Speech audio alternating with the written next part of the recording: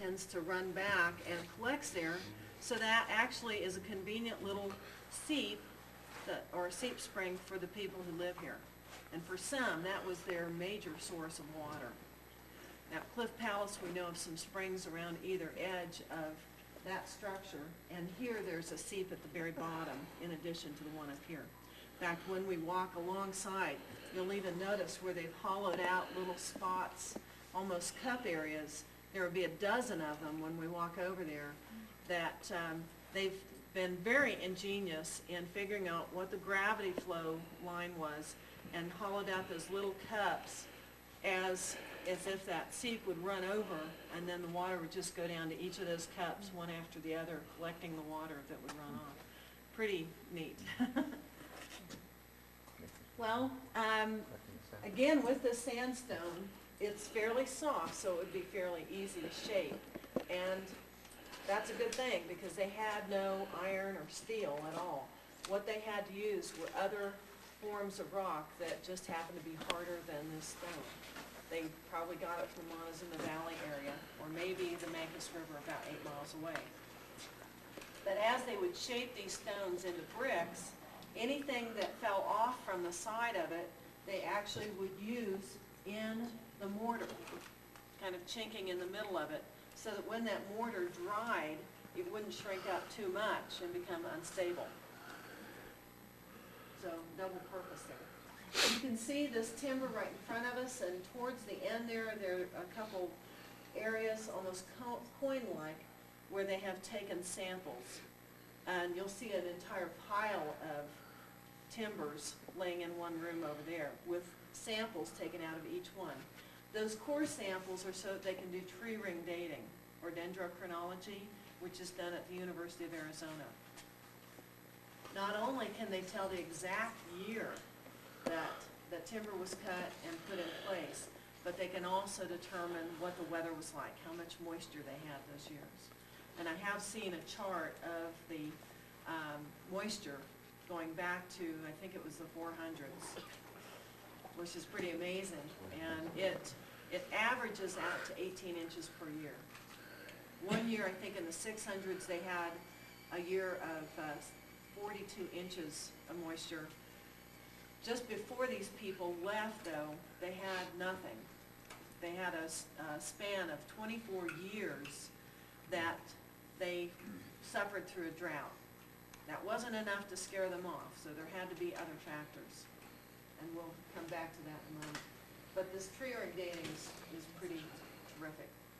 While you're sitting on this stone, I might have you rub your hands on it. See if you feel anything left on your hands, or just touch it right behind you there. Do you feel a little bit of grit, maybe? Well, keep this in mind. And look over here, you see one example, there's another example of their grinding stones. The mono is the small one on top, the metate is the big one on the bottom. And we'll pass by a bunch of them that are lined up against that. These are also made of sandstone. Now you just touched it with your hands, just barely touched it. Now, if you're grinding your meal every day with that sandstone, and those stones are grinding against each other with the corn or whatever meal you have, you can imagine you're going to get a lot of that in your meal. 20 years ago, when I moved to this area, I saw a set of teeth. This is when they still had some skeletons in the museum. And what impressed me the most was looking at those teeth and seeing that they were ground down to just tiny little nubs of teeth. And you can imagine why. If you've got sandstone grit in every tortilla you eat, every meal, that's really got to wear on your teeth. Plus, we know that their diets were extremely poor in calcium. They had a lot of arthritis and osteoporosis, and their lifespan was 35 years old. So at a very young age, they would be suffering from a lot of those ailments. Yeah. Well, have you rested enough? They say that if it's not big enough to lie down in, then we're probably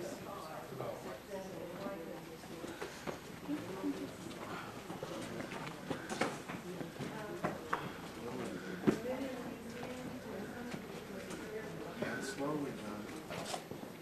And you come through here. Where they ground their food. That's why those little low spots are ground in. Okay, stop and walk on. Don't walk with it on. Here's a This seep. is a seep The where water's water percolated used to here. be. Maybe taking 3 or 4 years to come from the top. Here's some water from the seep. Okay.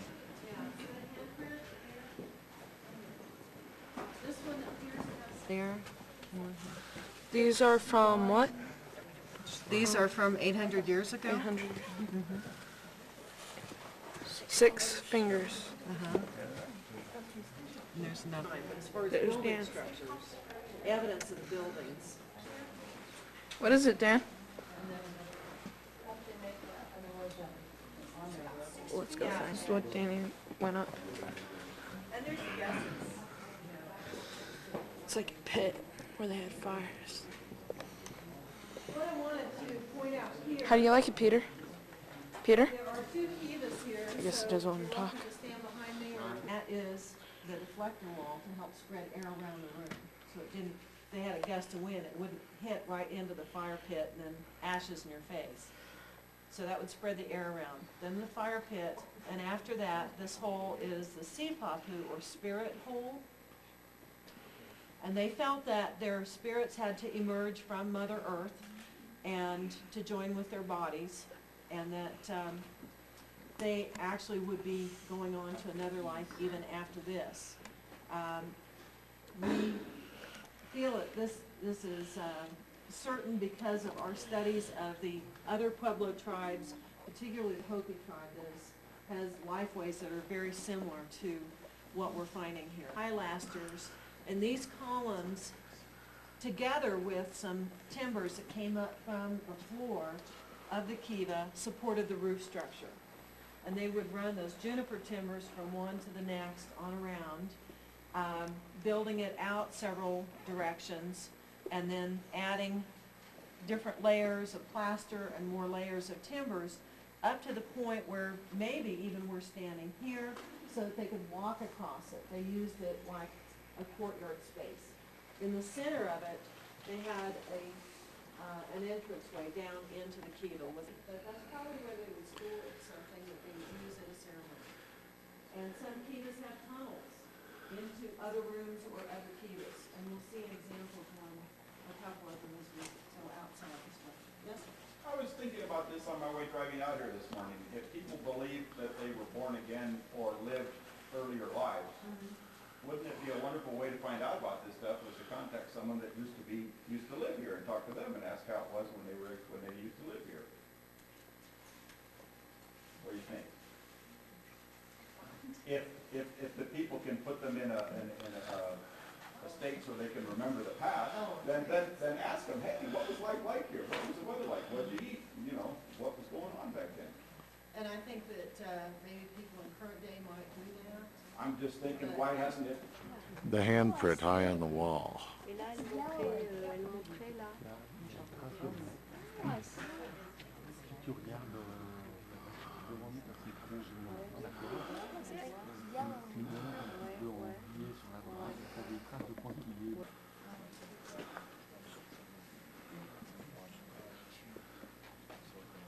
Longhouse That's at Mesa Verde.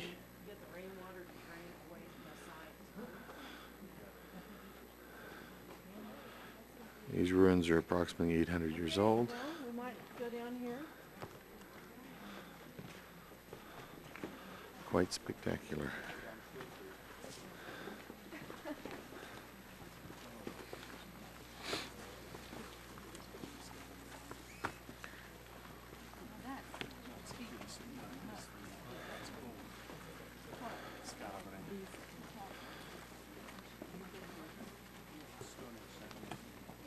Once you said it, I didn't realize I thought you were on this would really be conducive for it. There is some thought that these little side areas, stone structures here, may have served as foot drums, where they would have extended a number of timbers across these, and that the men, probably securing them somehow, and that the men danced on top of them, making a drumming sound. One of these young guys asked me about bodies.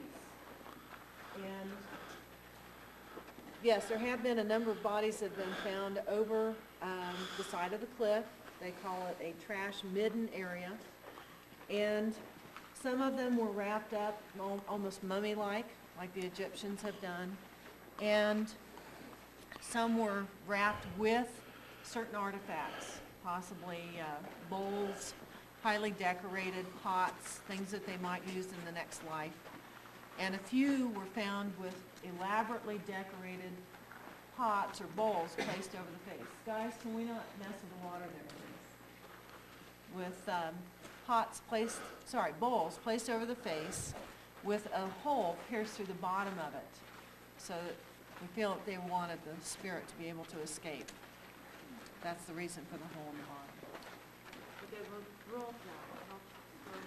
Well, we don't know what manner, and with all the destruction that has taken place in the last 800 years, you can imagine there might be a lot of stones and rubble on top of what was found. So that's really hard to tell. But even still, the fact that there really isn't any area that's conducive to a cemetery lot, we're talking about stone canyons. And if you're trying to make use of every fertile piece of ground to plant, maybe it wouldn't matter a great deal how your body was treated after you're gone. If you're planning to go to another life anyway, or your spirit was going on. So. And then were those skeletal remains going to the Indian tribe? She was asking where those remains are. What happened is in 1990, the Nagpur Act basically dictated what would happen with those remains, and that is that that's the Native American Grave Repatriation, I'm leaving one letter out, but Grave Repatriation Act, which meant that all skeletal remains and things associated with them, because there are even ceremonial pots associated with those burials that go along with it. Those had to be removed from all museums and basically packaged up to be returned. I understand that those from our museum have been, they're housed in the research center. They're packaged to be returned, but it's in a process of litigation now, I guess, with the tribes that feel that they have ownership of that. And so where they will go and is being Are there argued. multiple tribes that would Yes. claim that it's theirs and stuff? Yeah, there are, at least as far as descendants of these people, there are 24 tribes. Right, with the Hopi people being, at least we think that they are direct descendants.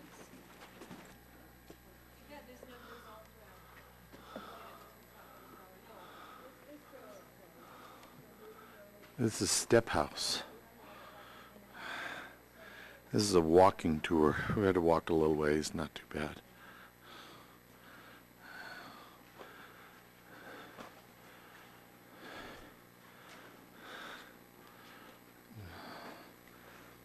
It's maybe about 15-20 minutes by foot from Longhouse, which we were at before.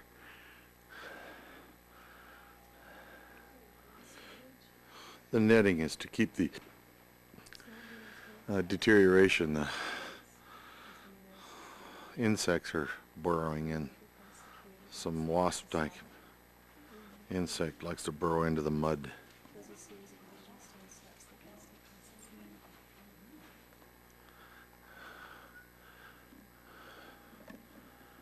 Off in the distance is my group.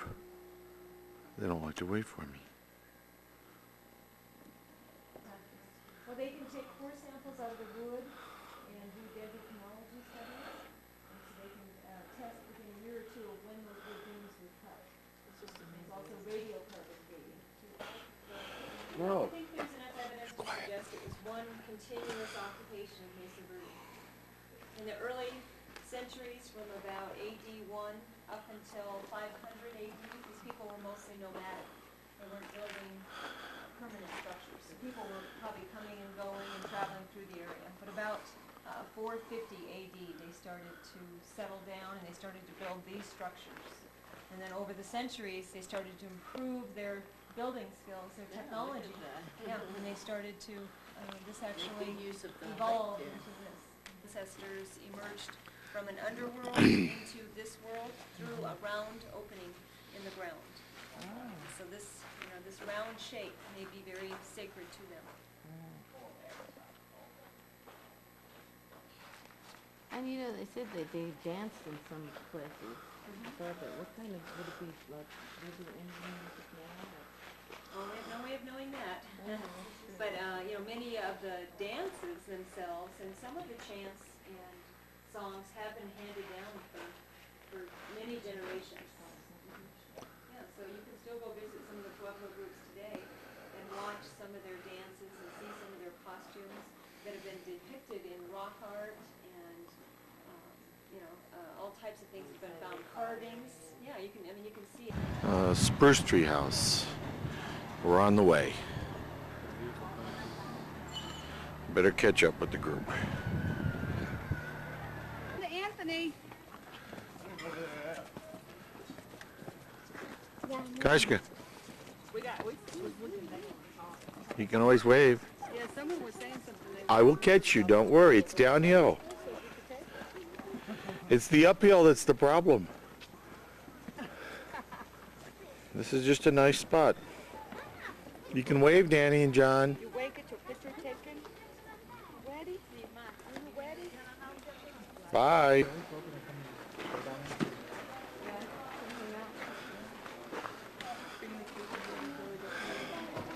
This is Spruce Tree House. It's a very easy walk, well shaded. They're doing some restoration work here. One of the areas they have chosen to restore the original structures as best they know.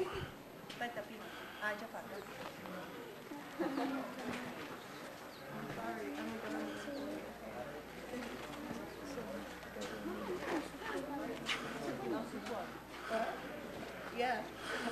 I know how to swim. No. I have to ask stupid questions.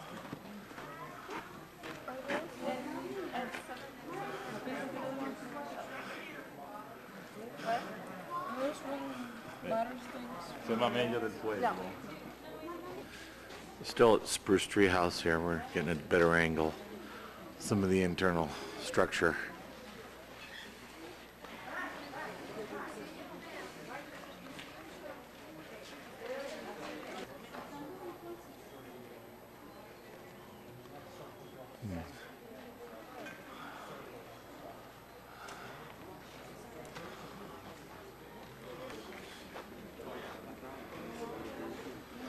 Actually, this is very deep cave here. And their kiva even has a tunnel to another room area.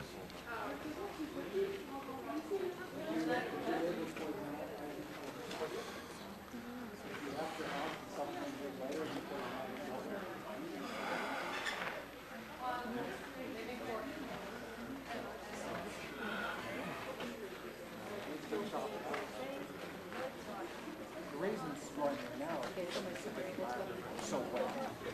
And this one has been badly damaged. Very little of what remains is original. It was badly damaged because it extends beyond the drip line and the rain and snow fell here. The spruce tree house's main pole is growing out of the wall. And its roots are in the wall. Once the end of it was roots now because Dr. Fuchs rebuilt the wall. So this kiva is largely rebuilt. He was the archaeologist who worked here in 1908. He rebuilt the roof, rebuilt the walls, and because there's nothing that's really sacred in terms of being originally here, it's okay to keep it that. 20 other people. Pretty dusty. Yeah, it is.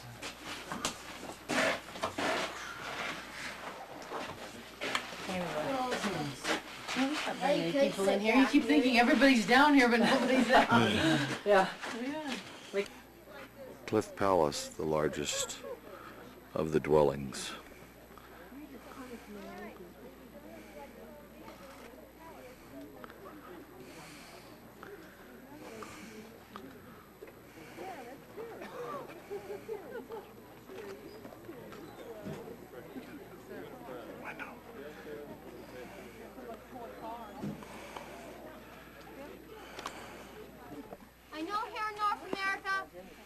boundary around us. We don't like for people to get into our space, do we? In fact, we feel if someone gets within a foot and a half of us that our personal boundaries have been invaded. Yeah. Get over it with this tour. For the next hour, you will be in very close proximity to each other. Now, there's a few things that I want to talk about before we head on down. I'm going to tell my story up here as well. You are 7,000 feet high. For some of you, this is going to feel odd to your body. You might feel shaky, lightheaded, sick to your stomach. You might have elevation sickness. Let me know. We have a medical situation. Additionally, you notice it's hot out, isn't it? You find yourself sweating profusely, you have a stomach ache, you have a headache, you basically feel like crap. You might have heat exhaustion, and don't think it can't happen to you. I was in the hospital 4th of July down in Cortez because I had heat exhaustion. Very, very, very important. Heat exhaustion can lead into heat stroke, and you're still looking smug. Read on the news today that one of the linesmen with the Minnesota Vikings, 27 years old, Corey Stringer, guess what he died of? Heat stroke. Heat stroke is when you do stop sweating, you do pass out, like this young man did in Mankato, Minnesota, of all places. You can die. You can incur serious brain damage. So if you are feeling any of those symptoms, you need to let me know. Like I said, don't think it can't happen to you. It happens to you tourists all the time. Also, you should be drinking. You should be drinking some liquid, not caffeine, every 10 to 15 minutes. You don't want to become dehydrated. These cliff dwellings are some of the worst places to have medical emergencies, even though we probably have the best trained EMTs in the Park Service here at Mesa Verde. Be a topsoil out there. You can imagine what you would have been doing. There was a man. He and his wife wanted a child very badly. One day the man walks out to the field with his digging stick, about this long. Walks so many feet, plants a hole, plants some seed, covers it up, adds some water, says a prayer. This is not the best place to stand. Says a prayer and sings a song. Corn has been conceived. Every day the man goes out there and talks to this germinating plant. She can hear her father. And corn is migrating on up in this world. Migrating on up. One day, he pokes out a leaf. Corn has been born. The man is ecstatic. He's overjoyed. He wipes the dirt off her leaves. He helps her come into this world. So there's a little girl out there, in fact, running on 3,000 acres of corn, laughing, playing. But after a while, she becomes lonely. So the man goes out again with his stick, sacred, holy. Again, walks so many feet. This time plants 2 holes. Puts different seed in each, covers them up. Adds some water, says a prayer, sings a song. They, like their sister's corn, can hear their father talking to them, encouraging them to come into this world. They're migrating on up. One day, squash pokes out her leaves. Squash has been born. Another day, beans poke out her leaves. Beans have been born. So there's 3 little girls running out there across the mesa tops, laughing, playing, giggling. The man is going to teach these little girls how to be young ladies, how to be mothers, because they're going to eventually bear fruit. And finally, how to die. And then the man will go out the next year with his digging stick, poke a hole. The cycle will begin anew again.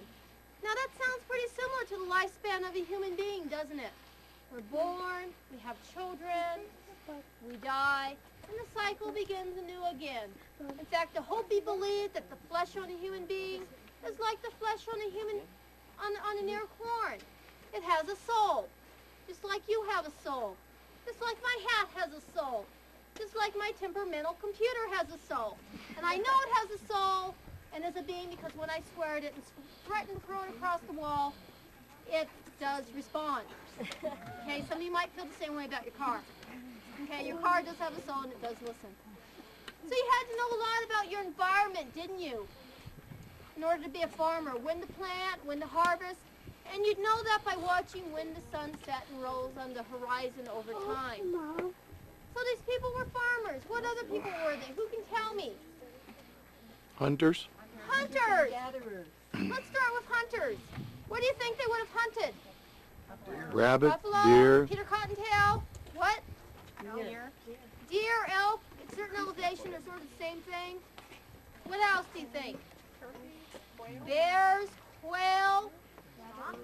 Rabbits, rats, We mentioned rabbits, didn't mention rats, but squirrel is a rat. lizards. Just looks cute. Lizards, snakes. Snakes, they taste just like chicken. Chewy. It tastes just like chicken. Now you would have taken the hides off these animals and you would have used them for clothing. Maybe in some instances, like a snake, you might have used that for certain medicines.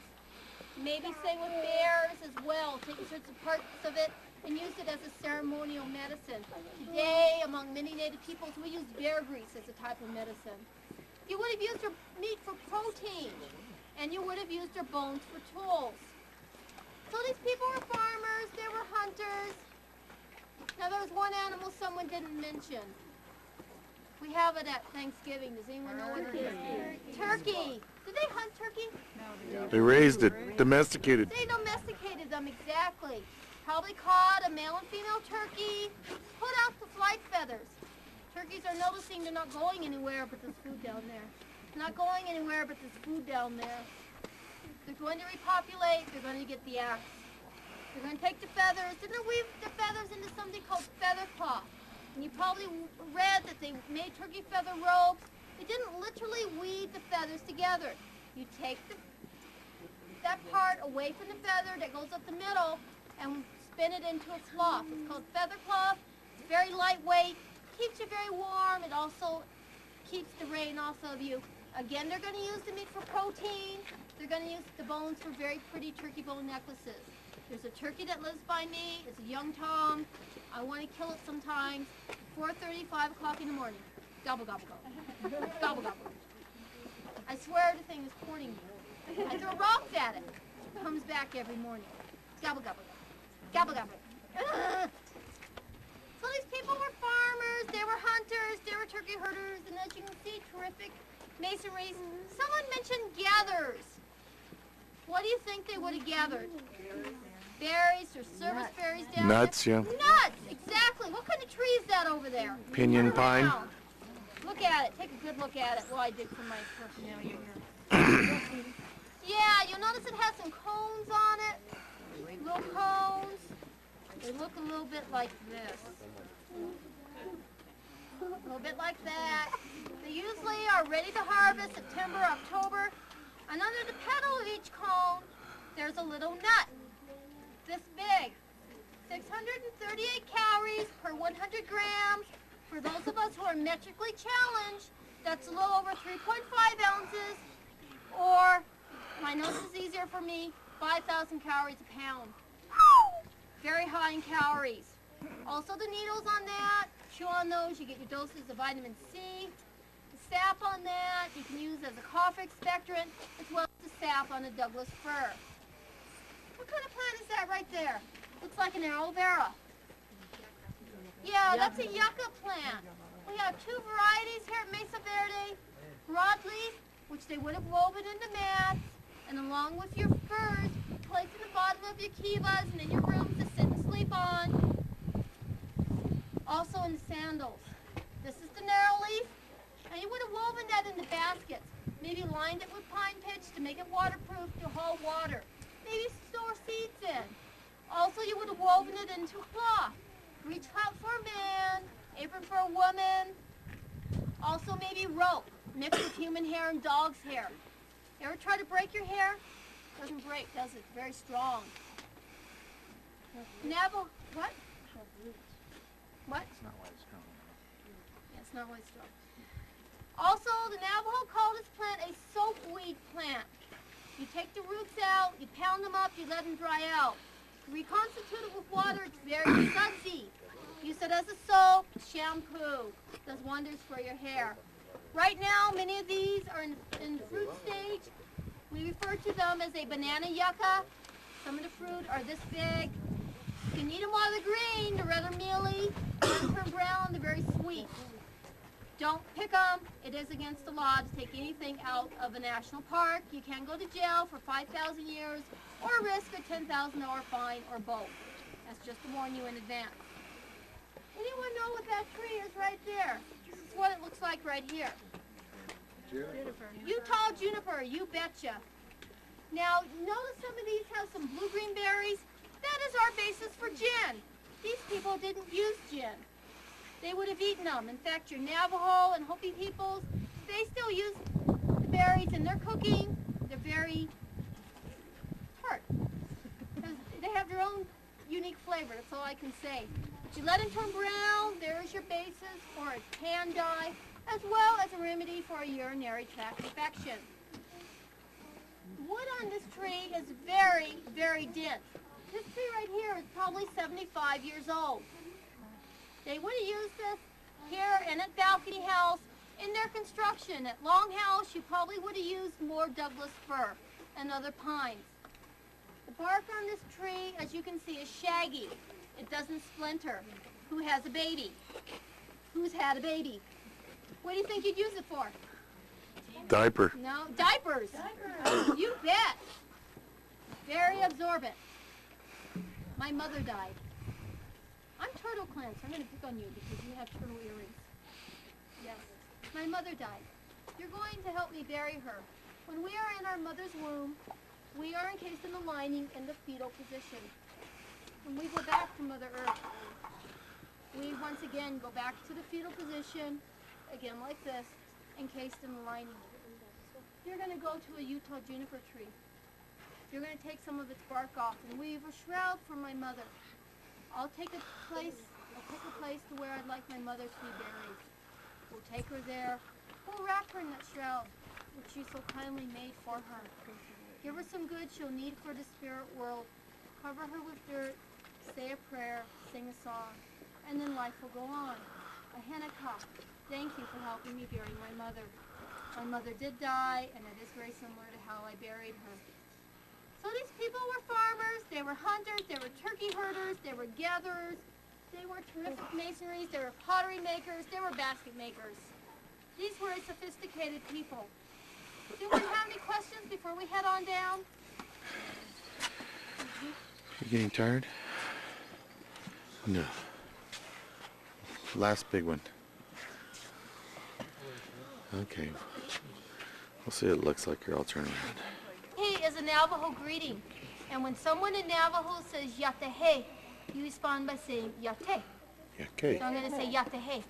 Yake. Very good. Very good. You will learn some Navajo by the time you're finished here. Now you guys are in an alcove. Notice how much cooler it is. You can see why people wanted to live here versus that hot mesa top up there. Does anyone know how an alcove is formed? Someone who's maybe done their junior ranger? I saw some junior rangers. They might be hiding now. Here's Junior Ranger.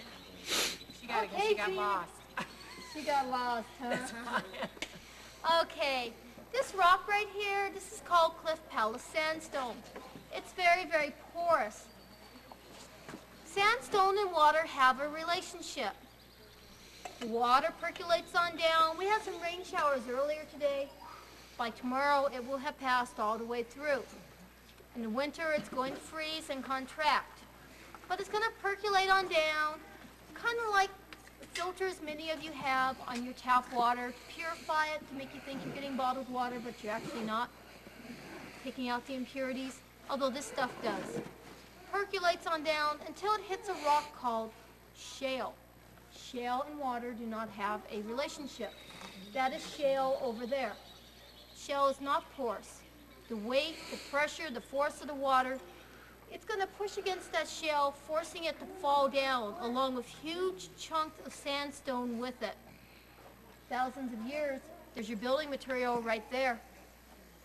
Where it doesn't fall down, it's going to lead it to its lowest point of gravity. Now right over here, there is a seep spring. And for those of you still working on your junior ranger, that is S-E-E-P, spring. Okay?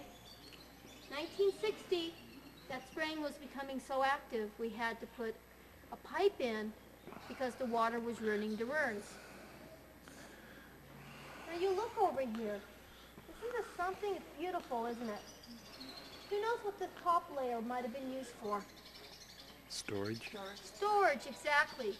Maybe corn, squash, and beans out there. Those 3 little girls I mentioned up on top, they're running around. They get caught in the rain shower. They get pretty wet.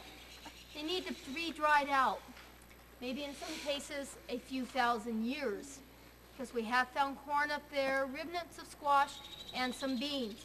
In fact, you can buy the same type of beans that these people grew. They're called Anasazi beans. They should be at City Mart or Walmart or at the supermarket over in Mancus. They're very pretty. They're kind of violet shaped. We think this place is probably an administrative unit. Kind of like, sort of, maybe similar, kind of, like a government, a seat of government. Kind of, sort of, maybe. Okay? Maybe. Now you'll notice this structure right here. You'll see that wall right there. That wall is the finest example of a vertical wall here at Mesa Verde. You look over here to where the circular tower is. That tower is within 3 inches of being a perfect circle. Does anyone know how you would get a wall so vertical and a tower so perfect? Who here makes walls? Exactly. plumb, a plumb line. Does everyone know what a plumb line is? A string with a rock at the end, basically. Exactly. Exactly. Now you notice right here where these cracks are. Here between these 2 rocks, you notice the crack going up the tower there. In the 1930s, we were really concerned about this crack going up the tower and everything going kaploop. We found out 800 years ago that these people were also very worried about that crack going up that tower. And they had reinforced it as well. We put in 70 tons of steel and concrete. They put in a few hundred pounds of rock and boulders to keep that from falling over. I think they did a pretty good job, in my estimation. Now up here in that top window, which you guys won't be able to see, there is a petroglyph, and it's one of the few petroglyphs we have here at Mesa Verde of a frog. Now, I've been reading that for many ancestral peoples, a frog is a symbol of fertility. My boss sent me and some other people out. She said, go to Cliff Palace, get a backcountry permit, because you guys are what is now called the front country. Go there, look around, see what you can see. I dare you to find a frog. We looked up in that window, up along that 800-year-old plaster for 20 minutes, staring. Gee, where's the frog? Where's the frog? Finally, one of the rangers said, oh, I see it, there's little legs there. So up there is a little petroglyph of a frog, which you can't really see unless you work here. But it is there, just to let you know that it is one of the few petroglyphs that are here. That little area over there that's, you can see with the rock and everything, that's kind of benched off and everything, that would have been used for storage as well. Does anyone have any questions so far? You have